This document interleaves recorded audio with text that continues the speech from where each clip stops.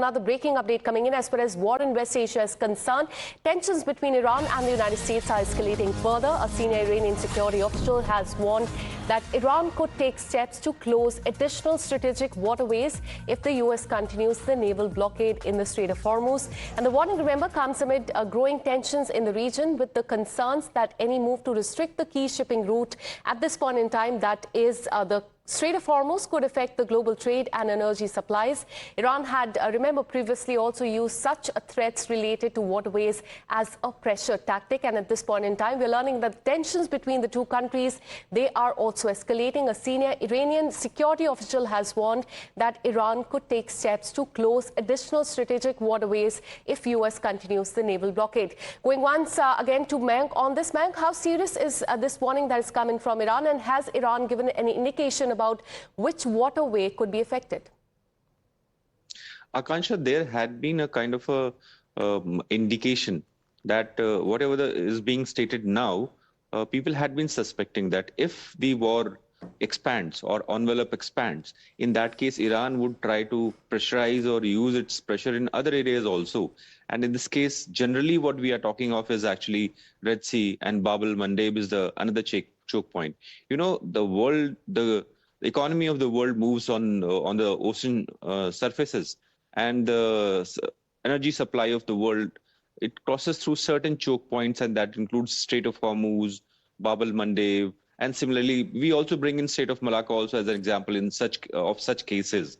But here in what we see is that actually Houthis had been sending signals towards Bab el-Mandeb that they would be ready. As of now, what they had been saying is that they will be stopping all kind of maritime vessels which are coming out or reaching towards Saudi Arabia.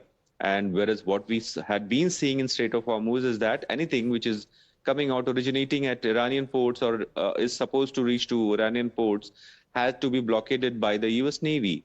So what they are saying is actually, which is whatever the Iranian sources are saying, is to expand their clamp down over the other the strategic waterways is Bab el-Mandeb, towards Bab el-Mandeb.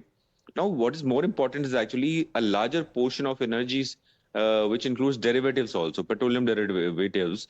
It moves through these two choke points, Strait of Hormuz, Bab el-Mandeb, which is Red Sea, that side. So that is going to definitely choke down or further create problems in terms of energy transfers or energy transport to the other nations. So that could create major problems, Akansha. All right. So once again, Iran giving the warning there to US that they would block additional strategic waterways if the naval blockade in the Strait of Hormuz continues. Stay on with us, Mayank. I'll come back to you once again. We have another breaking update coming in as tensions between US and Iran are further rising, with both the sides trading warnings. Iran has accused US of sending mixed messages by talking about negotiation while also warning of possible military action.